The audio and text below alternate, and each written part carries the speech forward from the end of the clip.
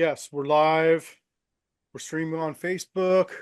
We're here at the office, and we are ready for tonight's workshop. Continuing series Narcissism EDU. Tonight's specific aspect of that is addiction. I'm Kraig Smyth, your host, MyBizGuide, the Business of Being Human, friendly neighborhood wellness advocate. So I'll do a little bit of a preamble. Why am I sitting here on a Friday night talking about these things? Because I think it's important. It's important to understand our species, and we use these psychological terms and psychological profiling and human behavior and this kind of stuff. But it's really important. And I come at things from what you'd call maybe a natural science background. I have background in fisheries, forestry, wildlife. So I look at things as a species in the habitat.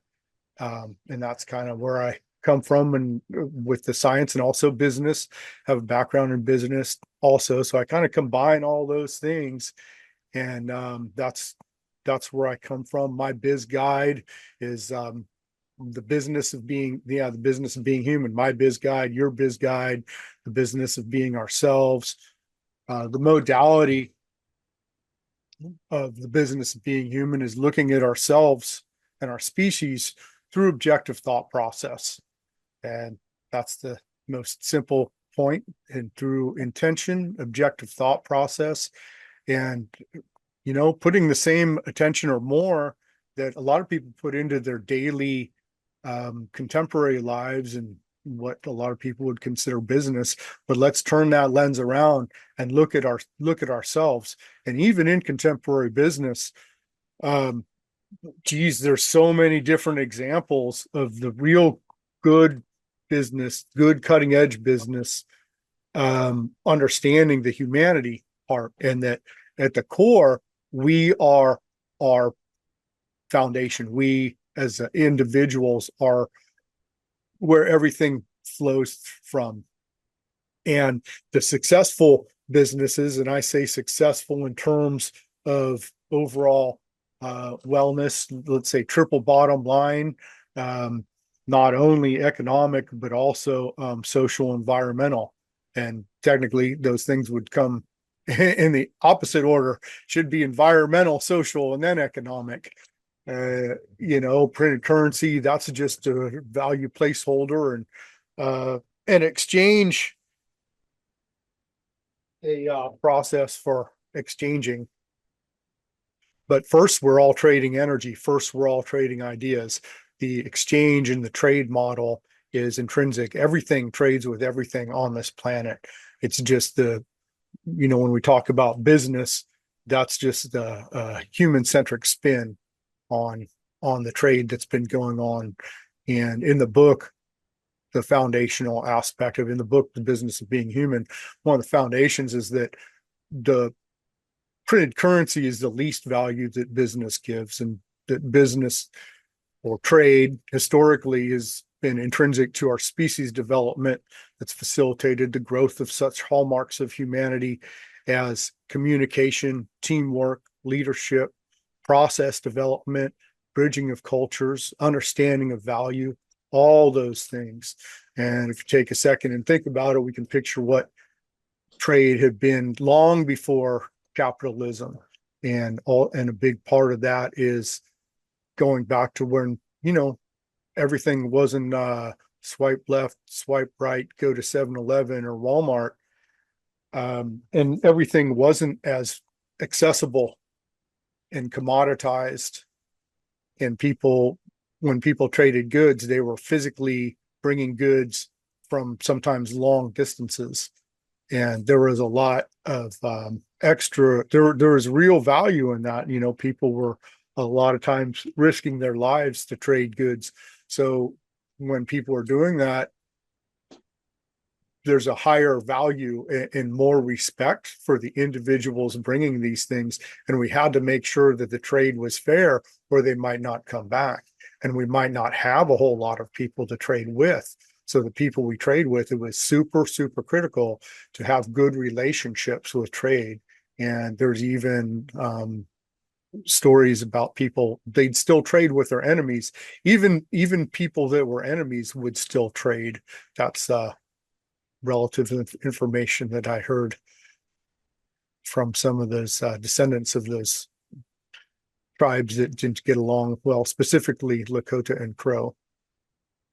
So I look at things from historical trade aspect, and there's trade routes all over the world and all over Western Hemisphere, also from what we now call North America to South America. So that trade, I say, don't throw the baby out with the bathwater. And that thing we call business has roots that are sustainable and foundational, truly foundational, and intrinsic to the wellness of people and growth of people. And if we talk about one of the huge challenges with the human species right now, which we term as capitalism, then fair trade would be the resolution for that, and get back to fair trade and the holistic understandings of trade.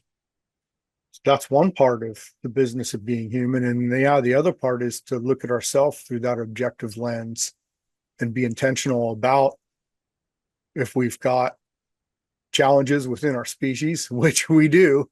If you ain't got that part yet, I don't even know what to tell you.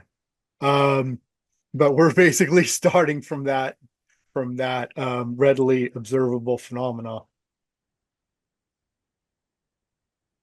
and using some of these contemporary terms, which I'm not a big fan of. Honestly, I don't like the term narcissism, but that's what we're using. I'm not going to try and reinvent the English language at this point in my time. I have too much on my plate already. So we're going to use the common words and maybe just make some clarity and maybe a few amendments to them, and make sure that we're using them in a good way, and using them to help create understanding.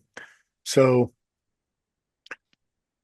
these conversations about understanding human behavior, understanding human thought process, and going back to some of the core essences of being human, and that pattern recognition and right objective thought process, intellect, that the human has the capacity for objective thought process and reasoning, and this pattern recognition that we can say, oh, look, this piece of the puzzle fits with this piece of the puzzle, and that's the core foundation for human intelligence and understanding, way before the scientific method. It's pattern recognition, patterning. Common pattern that I recognize and like to put along is the hunt and gather.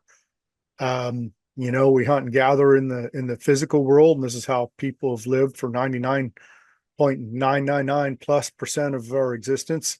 And isn't our thought process kind of like that too? We're basically hunting and gathering information. We've got an objective. We've got basically a path that we're going down. If you can visualize this, this is the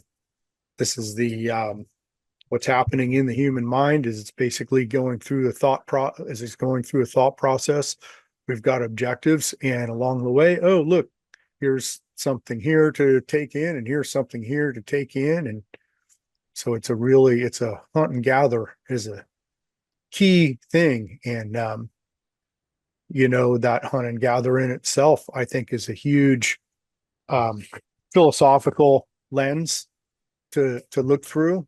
And when things resonate and make sense, that hits that core part of us that recognizes that, oh, okay, this makes sense. We're on the right track somehow. We're on the right path. And again, hunt and gather. And what are the signs that we're on the right path? And get back to our instinctual understanding that transcends the scientific method. Not that there's the scientific method's not bad in itself, but it is a process, and it was developed by people, just like political systems are processes that were developed by people. So what is the psychology behind these processes? That's what we need to know. If a process isn't working right, then, but people still trying to use these processes or overusing these processes, slash, here we go, abusing the processes, right? Overuse of tools, abusing tools. Have we got the addiction component yet? Overuse of medicine, abusing medicine, understanding medicine 101, the difference between a medicine and a poison is the dosage. So overuse or abuse of the medicine, overuse or abuse of the tool, and systems are tools, right? We have a system of words that we use, and we have to, use those words. We can use those words. We can use those words with integrity or abuse those words.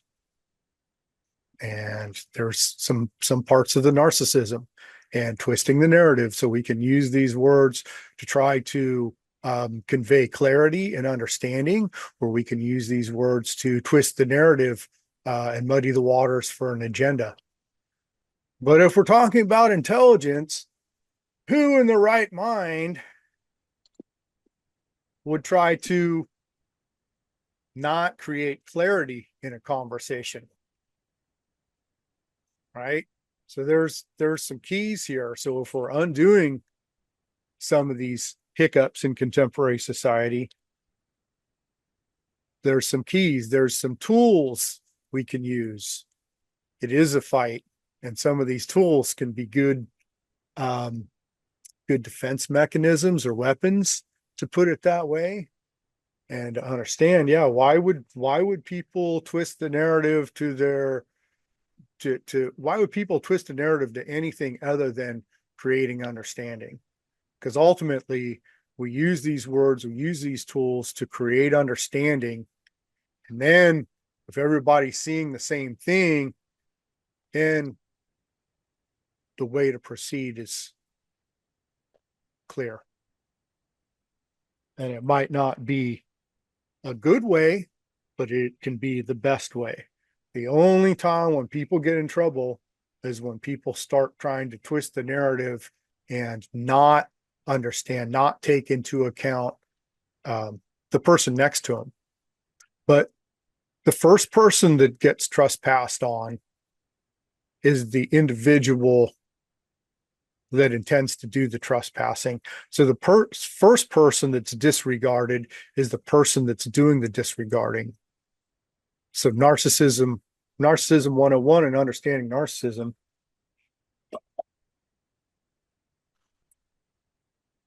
And the parallel to addiction is the classic line, you're hurting yourself and you're hurting others. The narcissist isn't having a conversation with themselves, and that's why you can't communicate with narcissists. And again, not a big fan of these terms, but they're placeholders, and this is what we got. So one of those hallmarks, I'm trying to invoke some pattern recognition. I know everybody knows this part, reasoning, trying to make sense with a narcissist in specific context when we talk about personal development and emotional intelligence. And if you have a previous experience with addiction, you see that same kind of round and round talk that you see when you're having conversation with a narcissist. It's the same kind of round and round talk. And what's not happening in both instances is the narcissist and the addict, which I'm making the case for that they're really the same thing when they come from the same thing. The addict comes from narcissism. That's going to be one of my main points to try to show this parallel, this connection here. But those conversations, those important conversations, it's the important conversations, it's the connective conversations that we just don't feel like we can make that connection with the narcissist or the addict. And one of the things that we say in addiction is lack of connection. And in the narcissist, and this is why I don't like the term narcissist, because a narcissist, first, they're actually not connected with themselves. And that's why they don't connect with others. Pattern recognition. So that's a key aspect to understand. And so if we understand where these things fit together, we can start to get a better scope of this human understanding of these behavioral patterns and start to unravel them, right? So understanding that's not enabling, it's not agreeing with, it's just from an individual point. If we understand where someone else is at, and literally where their mind's going, what's going on in their psychology, that helps. And we might not be able to engage with a person or engage with a person only to a limited extent. Obviously, there's all kinds of conversation about boundaries when you're working with an addict, when you're working with the narcissist. Oh, there's two. If you've been around, I can't see with my black glove. If you've been around narcissists and you've been around addicts, same thing, boundaries. Boundaries are critical. And if you don't have your boundaries, you get burnt. So there's a parallel. Okay, that's it. That's the end of the show. Said it. Simple, right? I mean, those things right there are just so clear in themselves. So clear. Filling the voids is a classic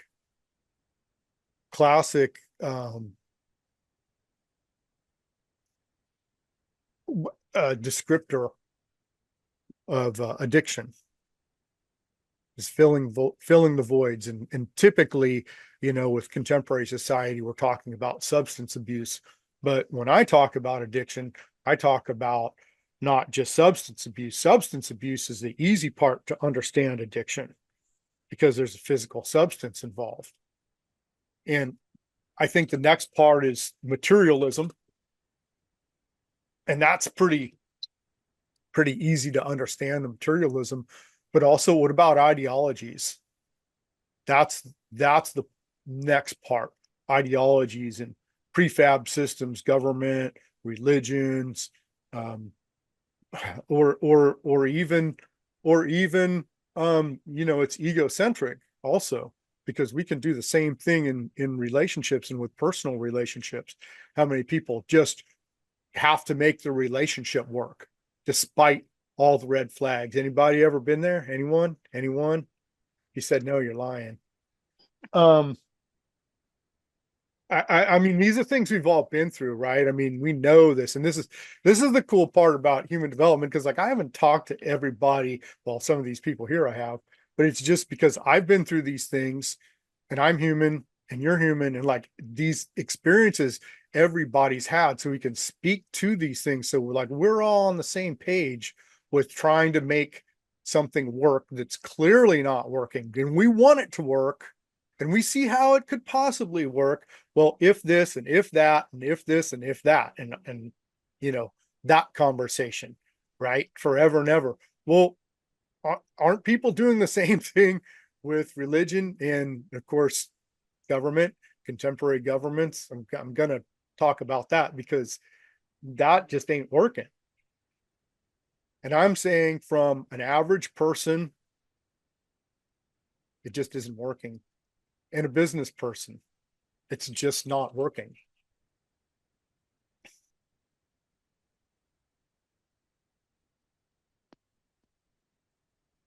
So if we can see those things and recognize those things, then that's our understanding. That's our foundation. So that's the part where we can have to ourselves a good footing, a good foundation on how to look at these things and to compare. Because one of the key parts, here's another parallel: addiction and narcissism, right? Because they're both, if you have any smallest little bit of doubt, then you're spinning your wheels for the narcissist or the addict. Neither one will admit it. If you've been around narcissist, if you've been around an addict, same thing, same exact thing. If they're creating doubt is the thing. In that creating doubt, to understand what's going on in the psychology of the addict and the narcissist. Because if you're clear about something and you have truth, then their lies can't exist. And I don't mean that to place blame, but again, it's scarcity mindset, right? So just among us, we have a little bit of compassion here. It's scarcity mindset. And the narcissist at the core is not doing their own work. They're not in tune with themselves, can't talk to them because they don't talk to themselves. So when we start talking about emotional factors and emotional intelligence, the narcissist is not up to par. And that fear response is all the bravado, all the everything that goes along with maintaining a facade so that someone can't see their lack of adeptness in a certain area, which of course most people just want to help, but the fear-based mindset is so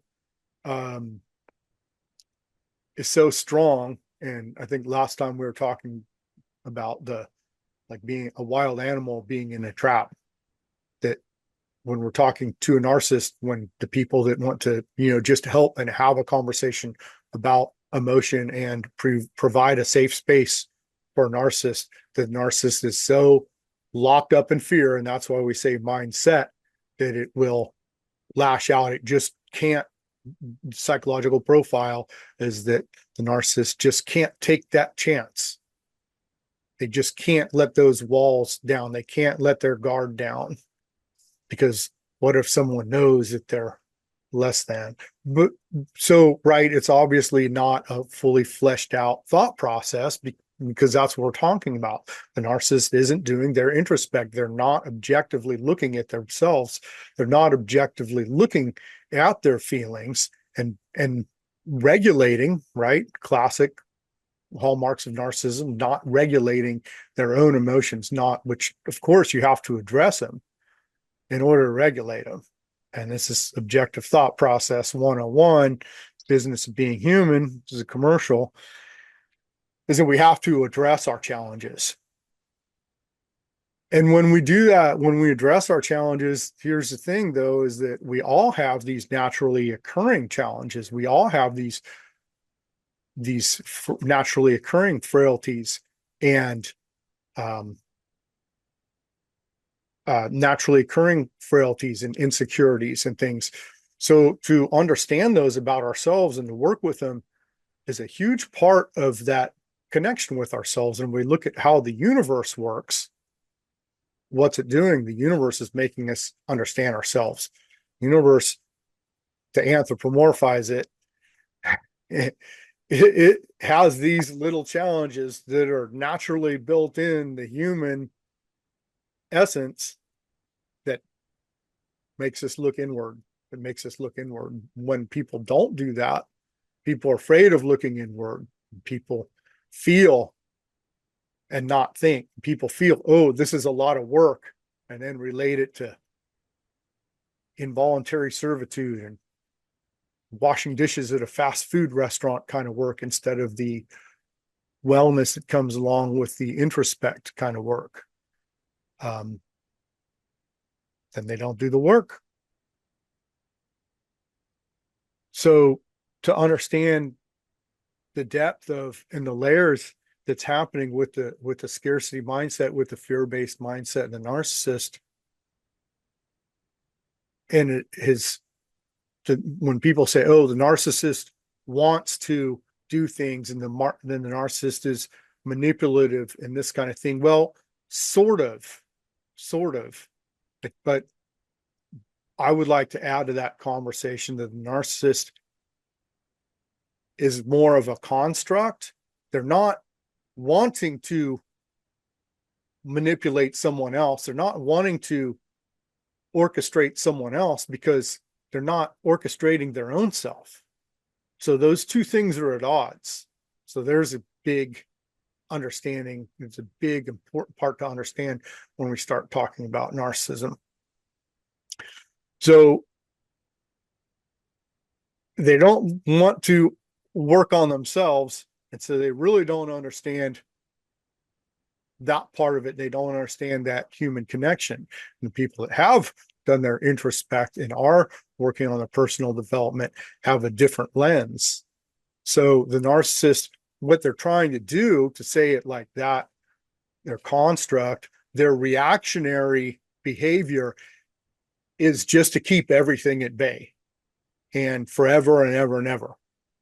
And to just put a little bit of doubt there keeps, in the eyes of the narcissist, to put doubt in the conversation, to gaslight, to say, oh, well, you know, you don't really know what you're talking about, and I'm just smarter, and to throw out a bunch of linear data or facts or just plain bullshit and stick behind it till death do they part, and maybe not even then. So to understand the real psychology is transcending that.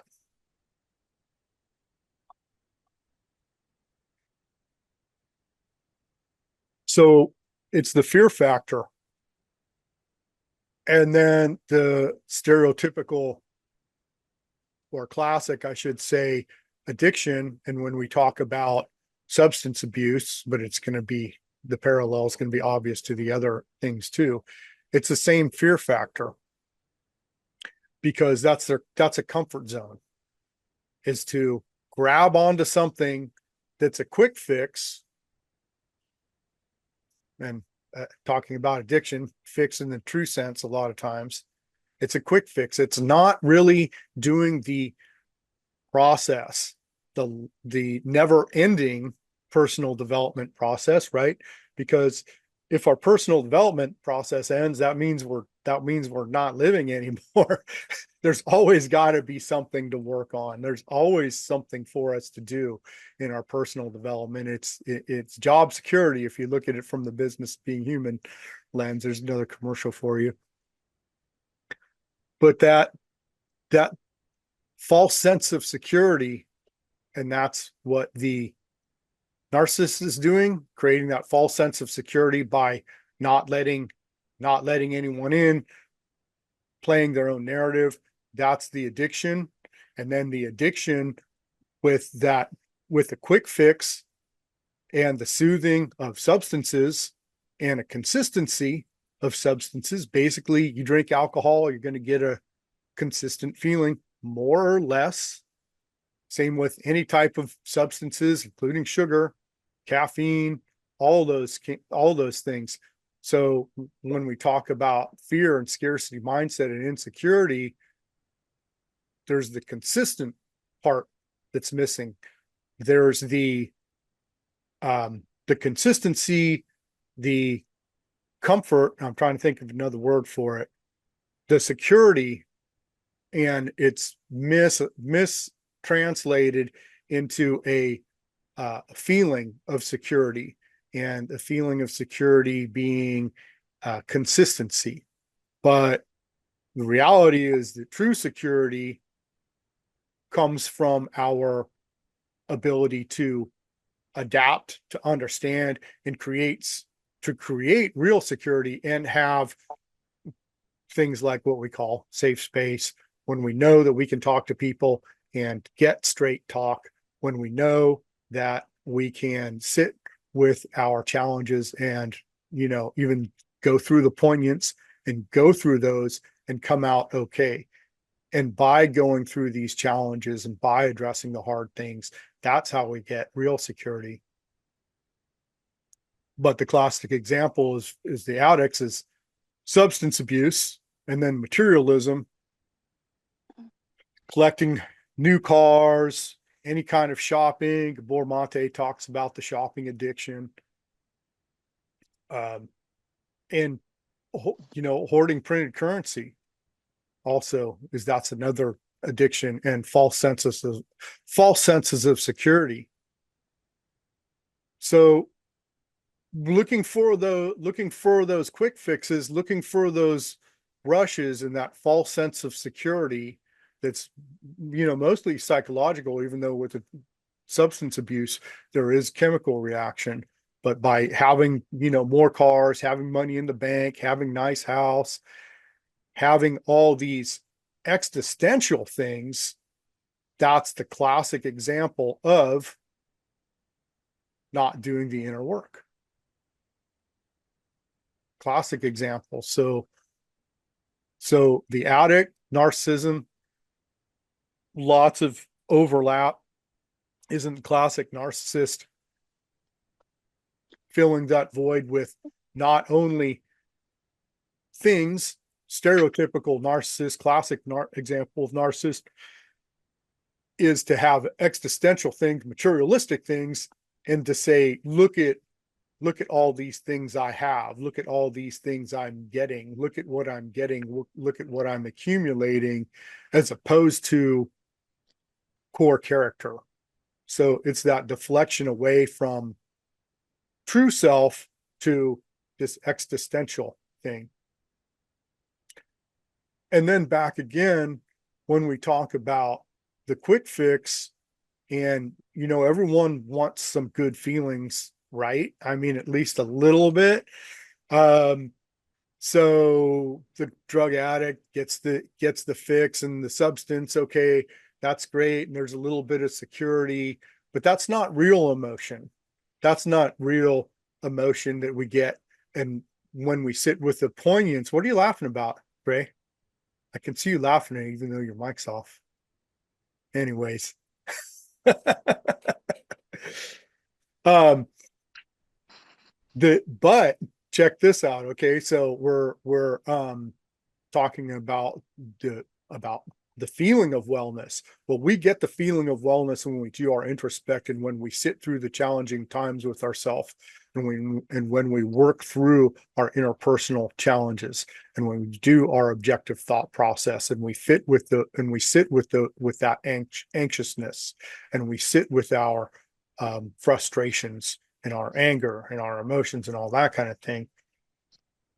But the narcissist trying to deny those emotions, which, I mean, emotions, that's how we feel.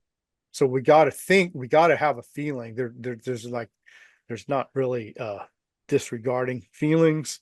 It's not a real thing.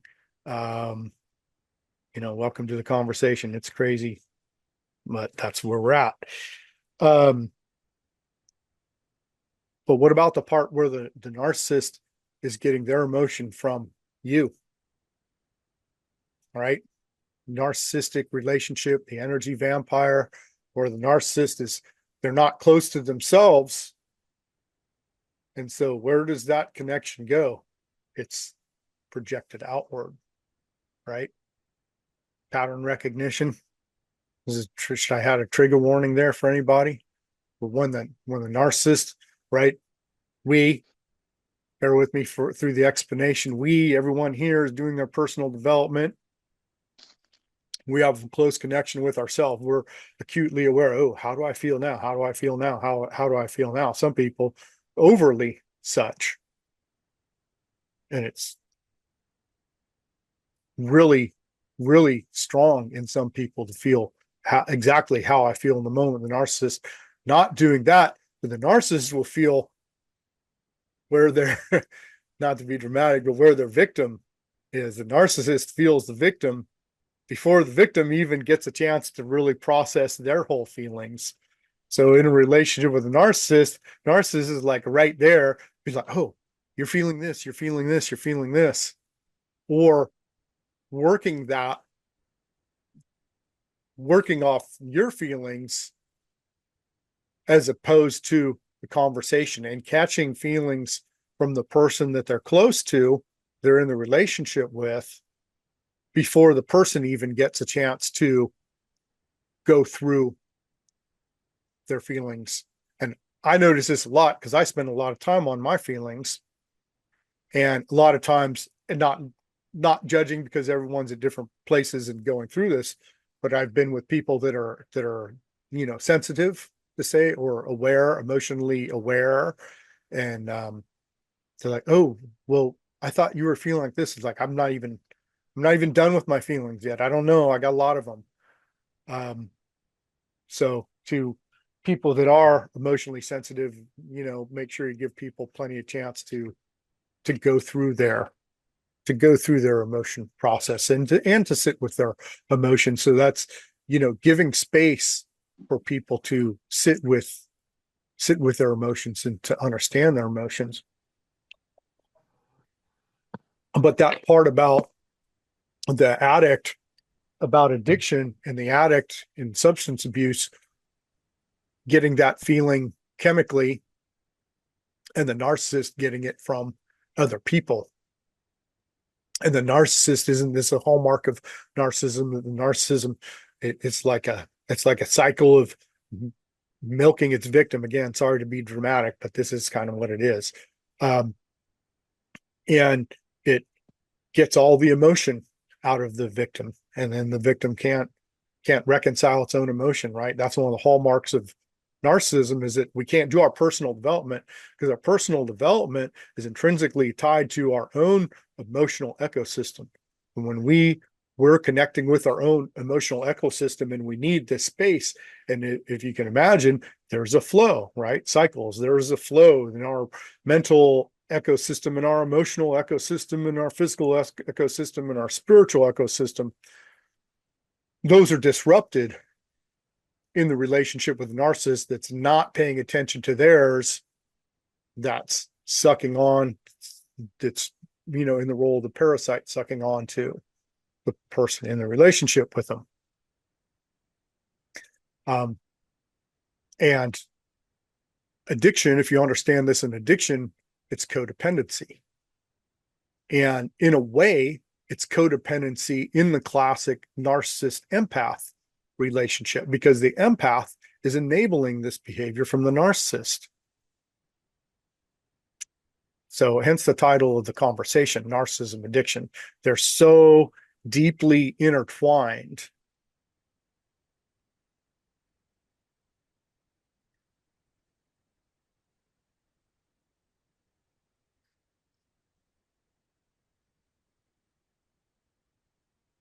And I think it's important because another part of addiction is when we talk about quick fix, and we talk about I'd even in the moment example, talking about human behavior, it's not this or this or this or this. All these things are interconnected, and that interconnectivity and that understanding that is not just linear data that says, oh, well, narcissism's addiction. Okay, it's actually having to understand these things on a core level, on an energetic recognition level. So we're using words. I'm using words to explain these things, but we feel it on an energetic level. And to understand and connect the words to the energy, and to understand this on a core level, to understand where the narcissism addiction, understanding these things and understanding this human behavior. And it's not a short conversation, and it's not only a 2-hour conversation tonight. It's understanding our species. And that's one of the core things why the narcissists exist, is because of lack of understanding, right? Because there's a part where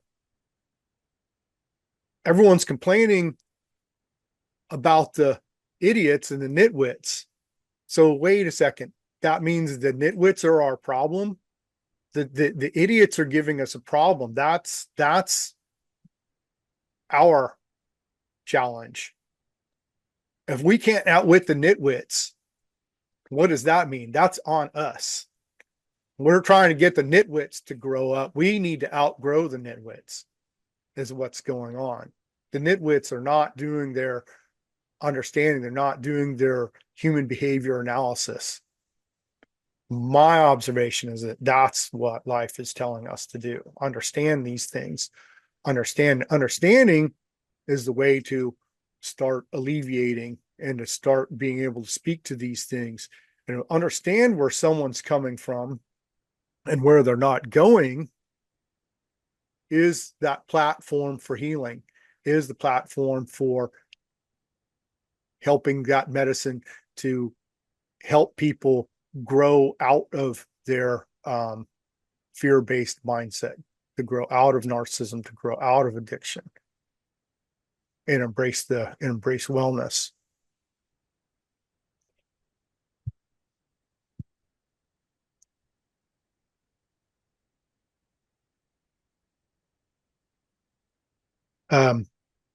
Anybody have any comments at this time? Anyone?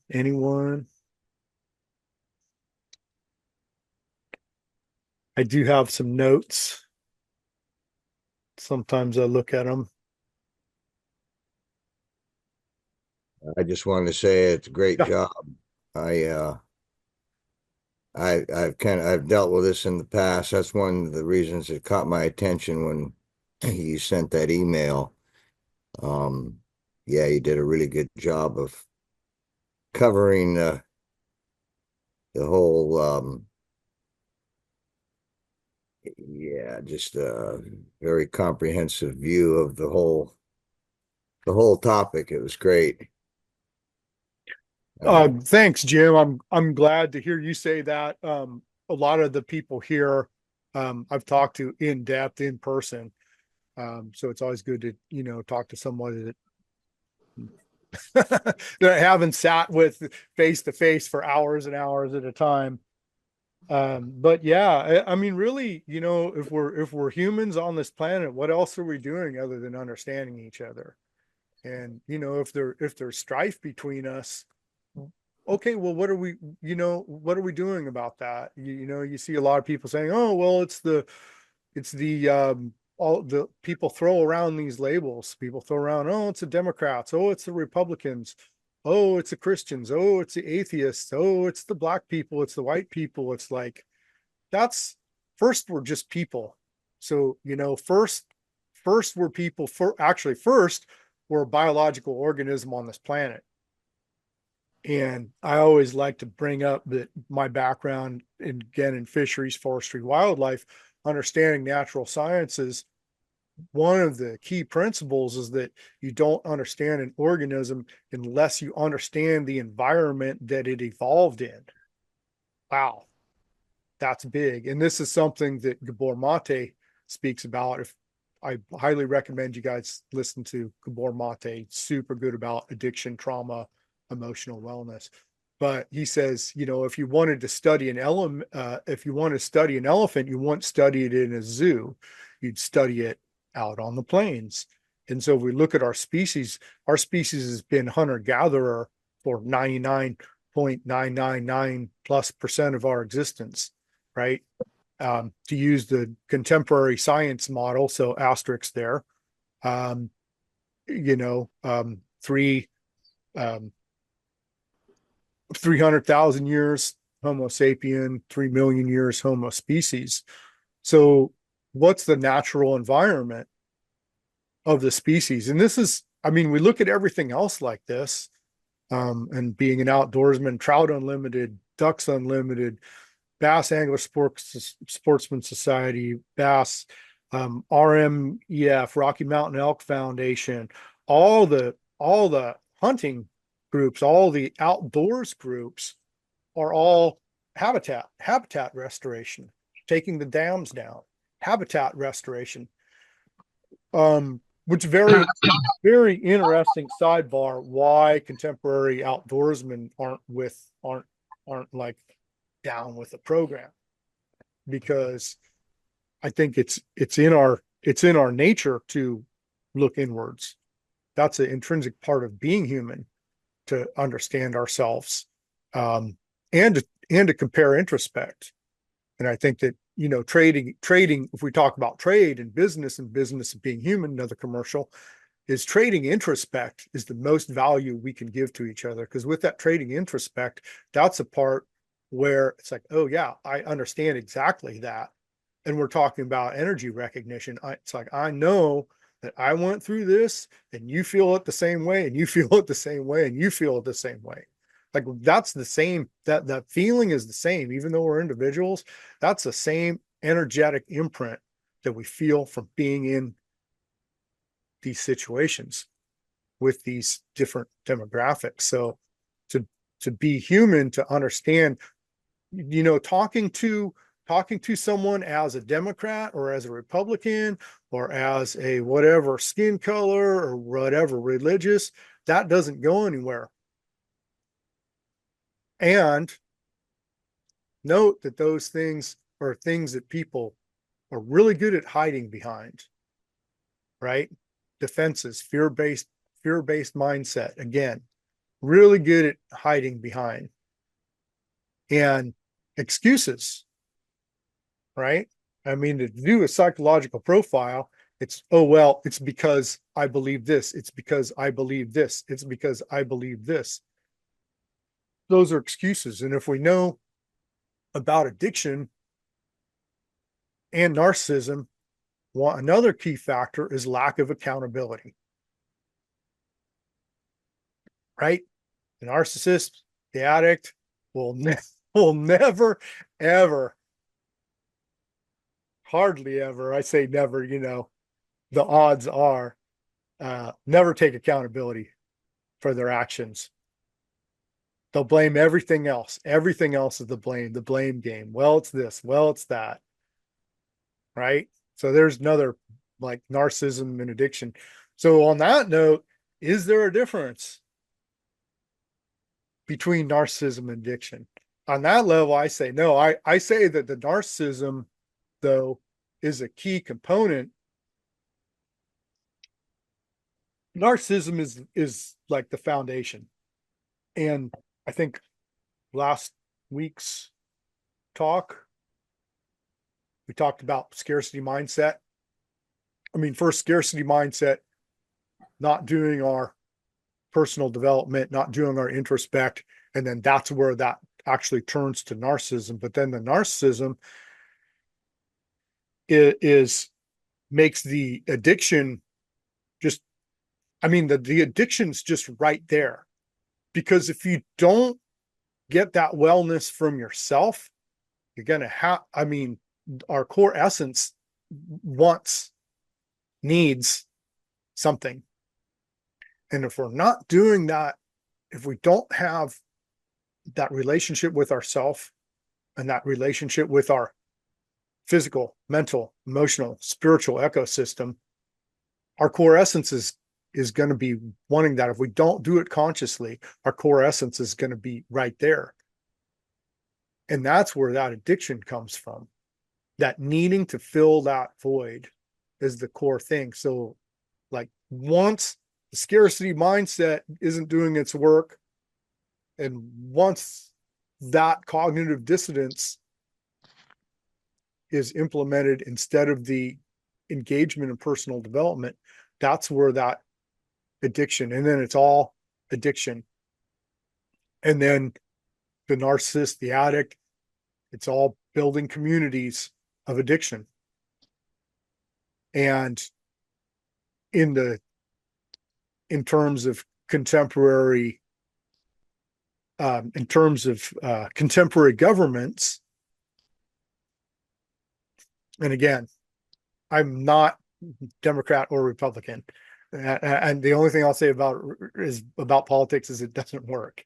That's all I'm saying. I'm saying from a functionality, just regular, everything, it just doesn't work. Contemporary politics do not work. Big governmental systems do not work. They're not actually functioning entities. You know, if you get roughly 50% of the people for and 50% of the people against, that doesn't work. And one of the core things that, you know, I always like to bring all this, you know, back. Thanks, Charlene, rest up. But Socrates said it, geez, however many years ago.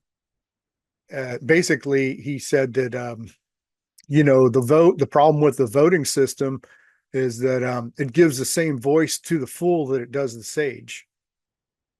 And when I say that, and then that sacrifices our inherent obligation and duty to know the difference. And in traditional societies, and in reality, we listen to people because they make sense. And if someone proves themselves to be a good basket weaver, and we have a big basket weaving job to do, then we talk to the best basket weaver. If we have to go fishing and there's a lot of fishing to do, you'll want to talk to me. No, but you know, to understand where each person has their attributes, and that's one of the reasons that the democratic system doesn't work. And some people, oh well, yeah, what are we going to do? What blah blah blah blah blah blah blah. Well, what are we going to do? The first thing we're going to do is what we do with any other system is understand its freaking challenges. Why isn't that less from Socrates up front and center? Why isn't there a warning label on the system? Where is the conversation about the challenges with the system? What, there are none? You know, what everything else? Hey, if you're going to get in a car, oh, watch out. If everything, if you're going to run a chainsaw, watch out. It's the tool is only as good as its operator, right? Classic. So these systems, these tools, they're only as good as the operator. Now, back to the point, at least a little bit, is that when you have a culture based on cognitive dissonance, when you have narcissistic culture, and then we say, hey, if you get enough of the people to vote on something, then it's majority rules. And then the majority are making the rules, but the majority aren't the ones that have the necessary intellect to go forward, right? You can talk to a million people on the street, or you can talk to three Neil Tyson deGrasse, that guy, that scientist, or Bill Nye, the science guy. Or, you know, who are we talking to? Are we asking the average person on the street scientific questions? Or are we asking the scientists scientific questions? But when you when you morph into a situation where most people don't want to do the work, so most people are going to build systems where they don't have to do the work, or most people are going to build systems that aren't conducive or recognizing the human system as a whole, and where the human's just a cog in the machine to do more stuff. But back to the part of understanding the natural habitat and the natural environment, and now we've got major human management systems, for lack of a better term, being very generous, that don't recognize the planet that we're on and the intrinsic value of food, water, air, shelter, these things that can't be manufactured. Those things are being sacrificed for printed currency that is manufactured and could literally make it out of anything. And it doesn't need to even be, at this point, doesn't even need to be represented in physical form, right? It's all the cloud. Anyways, we're just keeping track, and there's nothing wrong with keeping track. But to understand the use of that tool and not abusing that tool lies in our maturity and our understanding what's the use of a tool, abuse of a tool. Printed currency, to have it in the cloud. No one here has actual the amount of money they have in a bank.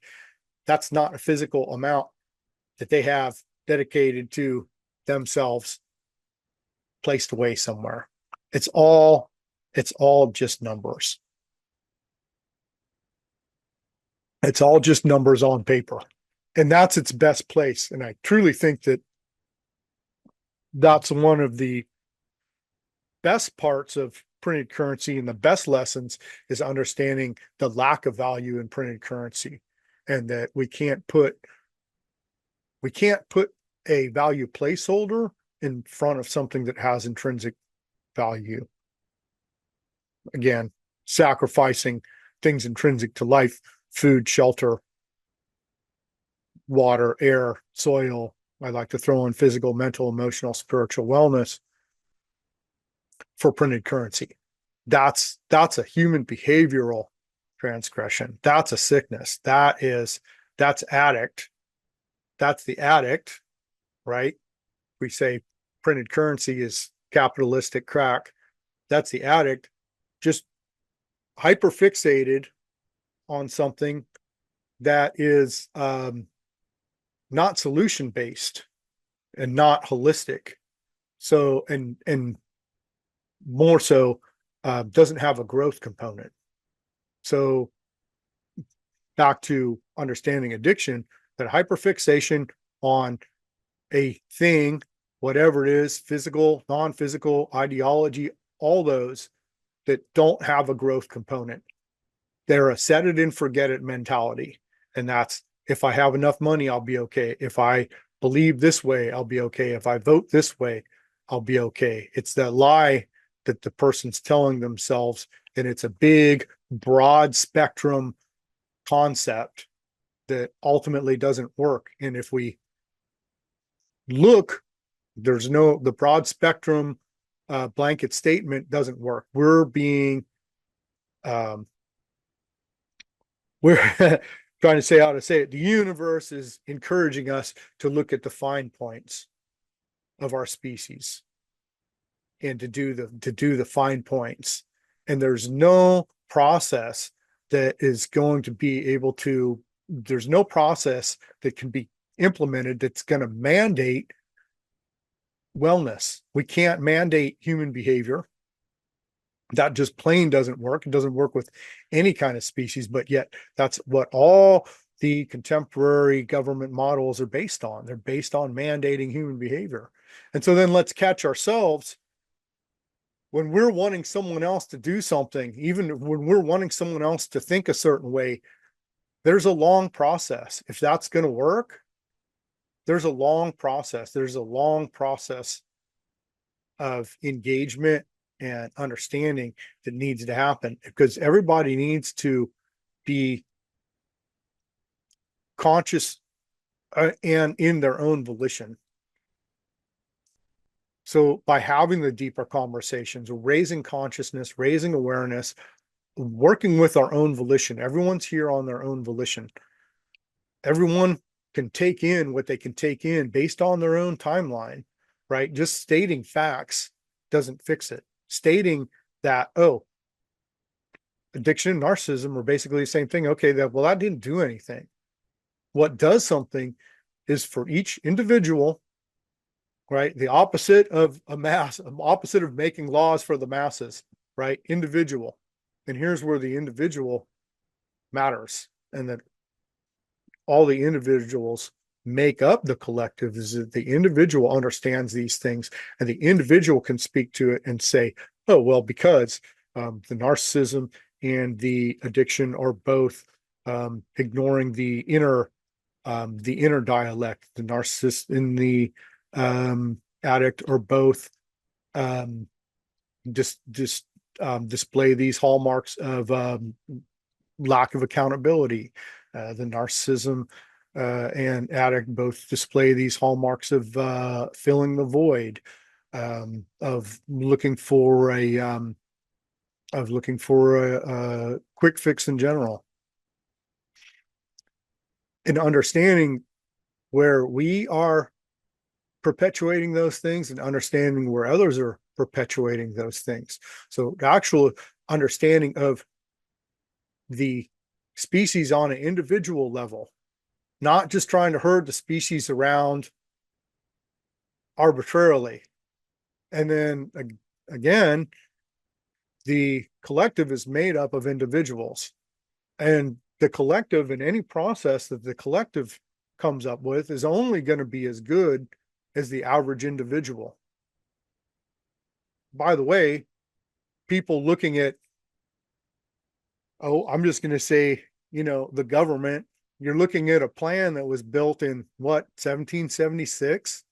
Is there any other plans that we're using that's that old?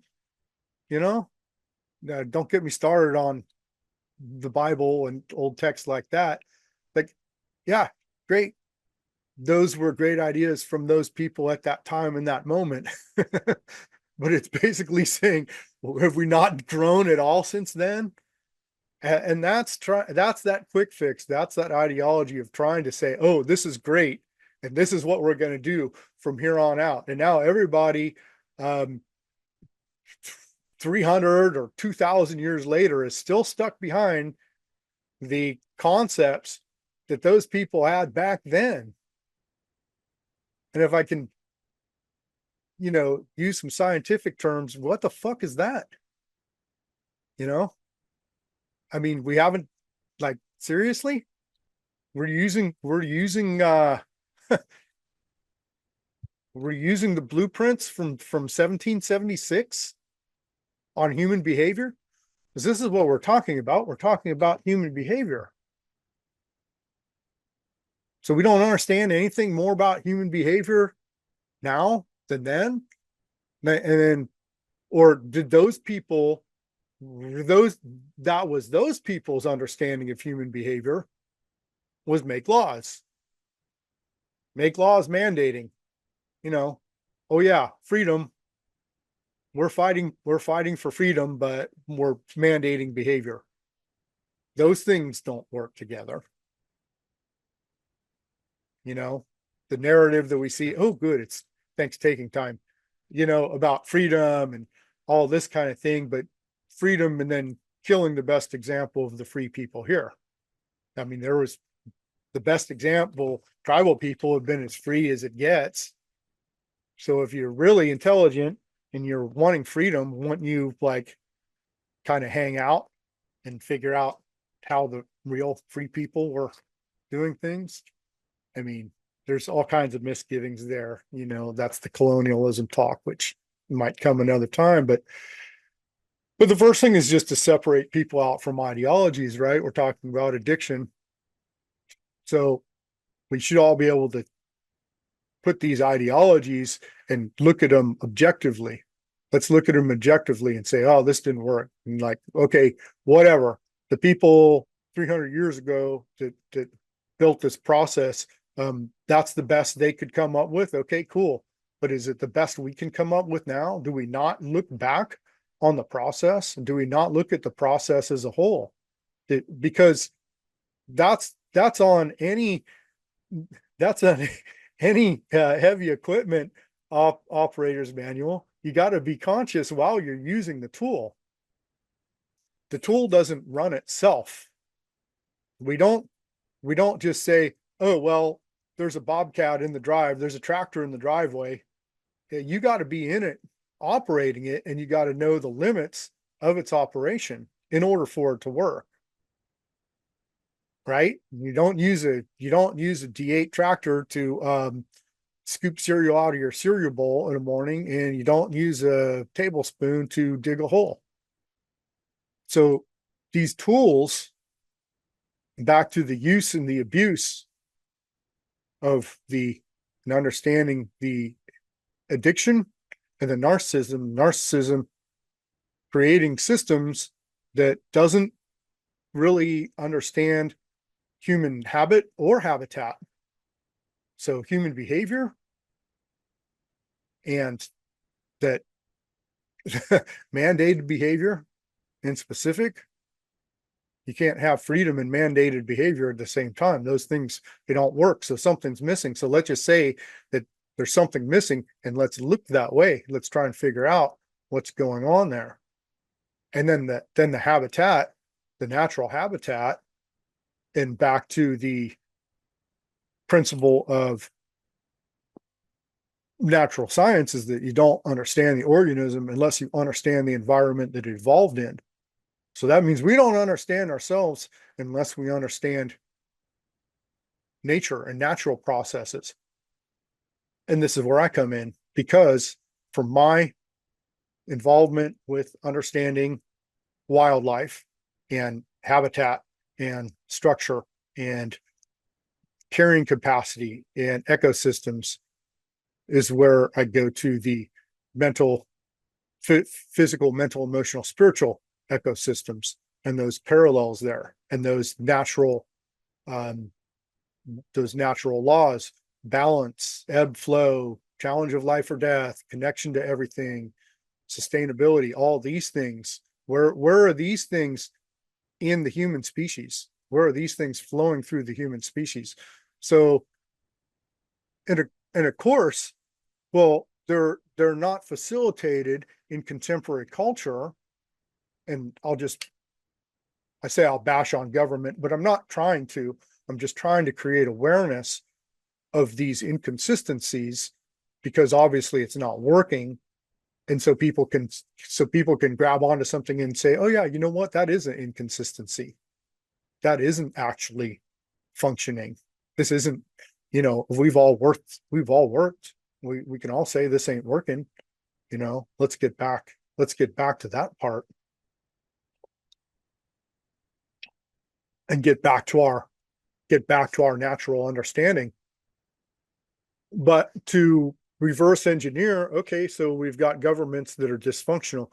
Oh, well, wait. And specifically talking about dysfunction in regard to lack of understanding human behavior in let's say wellness, right?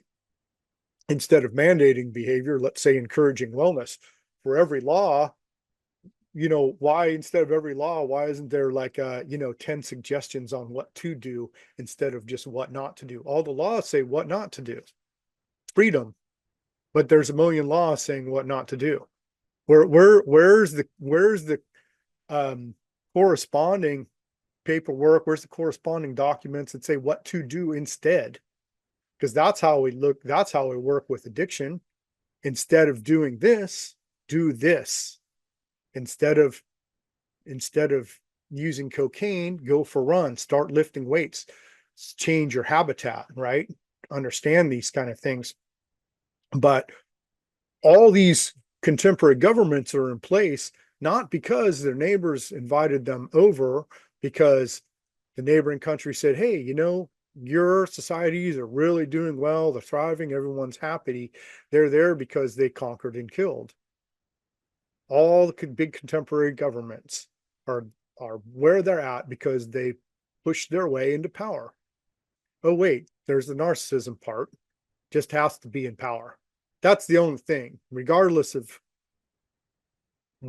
right, wrong, anything else. The narcissist just wants to have the say, because then the narcissist can say, yeah, just don't look at me too close. Oh, government, don't look at me too close. Pattern recognition going off. So yeah, narcissism, colonialism, capitalism, same thing. And then this will be more probably one of the next workshops is narcissism, colonialism, because narcissism created these contemporary governments. But the contemporary governments are there because they conquered and killed. Well, that's not the mentality of nurturing. That's not the mentality of understanding. That's not the mentality of being content within yourself. It's the mentality of getting more from someone else. And then, oh, look, we're all cogs in the wheel of, well, whatever the hell the narcissist wants going on is what everyone's subjected to.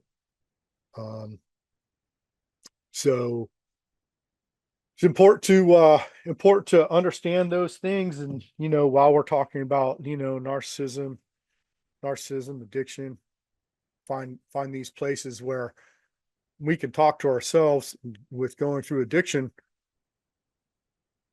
I think there's a really powerful part of growing through addiction that we can talk to ourselves and be like, you know what, this just actually doesn't make sense. And what I'm doing is not making sense. And it's for sure not working. So what are the parts that aren't working? And so let's eliminate the mentality first. And again, addiction lessons from addiction 101 is that no one quits until they want to. You can't make someone quit. We can encourage people to quit. We can encourage people. We can give information to people. We can have conversation with people, but we can't force them. And then there's human behavior again. There's all kinds of laws saying don't do drugs. They don't work. I mean, mandated behavior doesn't work. Mandated morality doesn't work. Abolition doesn't work. Abolition, am I saying that right? Yeah. Yeah. Just making laws saying not to do something clearly doesn't work. I mean, when do we acknowledge that? When do we acknowledge it? That's just a flat out thing that doesn't work. It's been proven time and time again with like literally everything. If laws worked, why are there jails? And to go off that to help people unstick from any latent governmental attachment you may have, that's a reactive compulsive state because someone already did it. Someone already did whatever transgression they're accused of.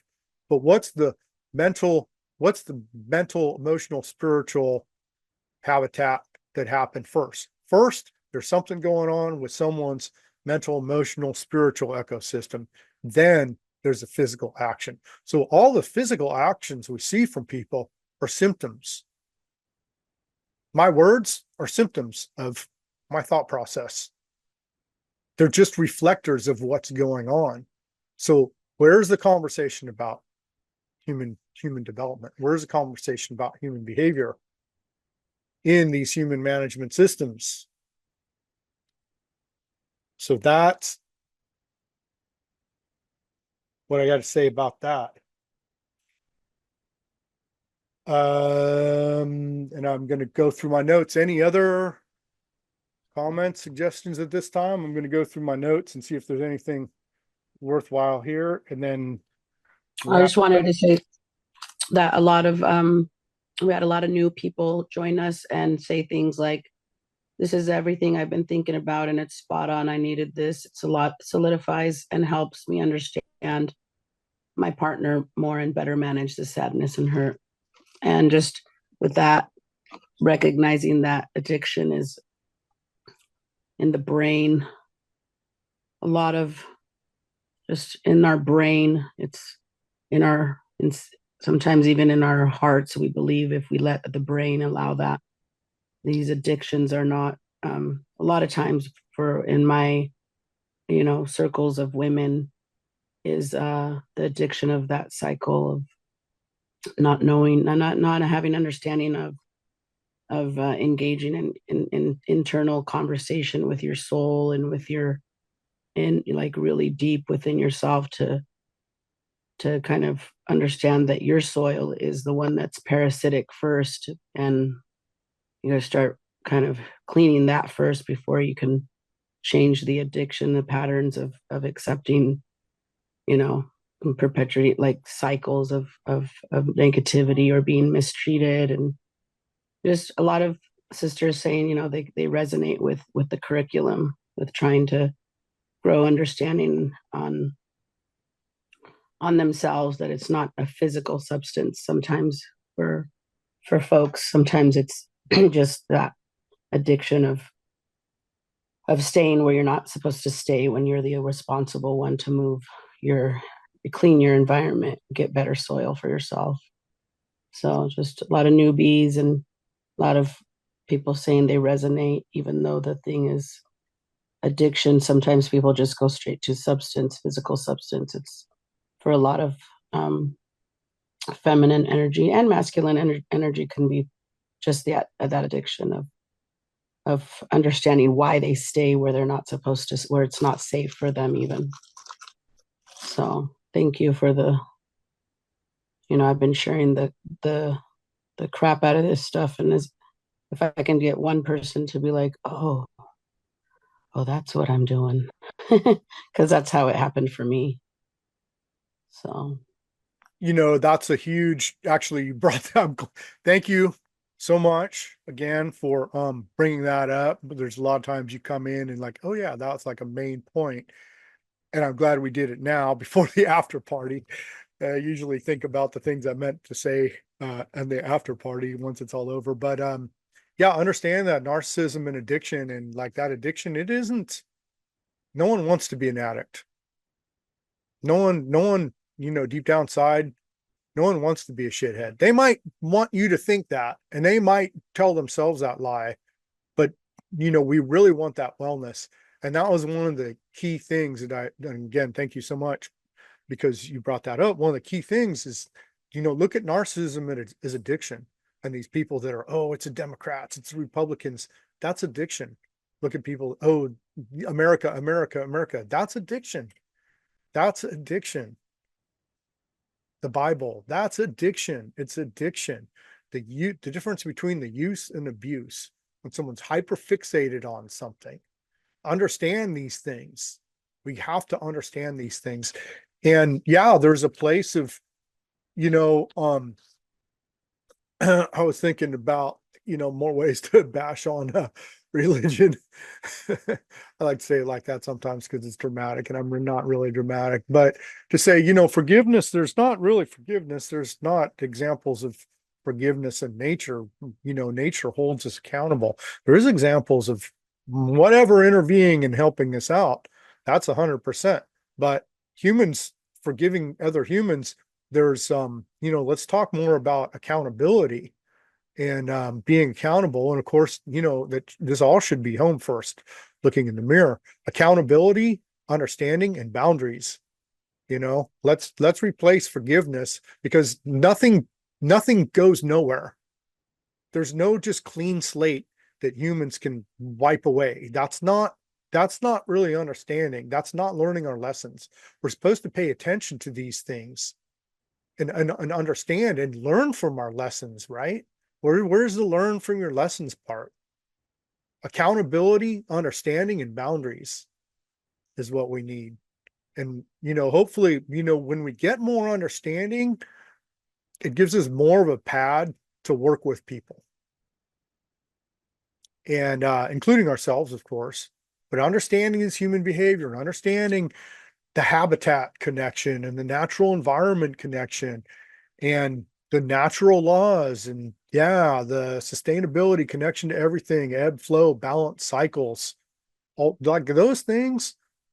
And I'll do some more workshops on this, but like just understanding balance and like where that flows through us in our challenges is huge. Oh, challenge.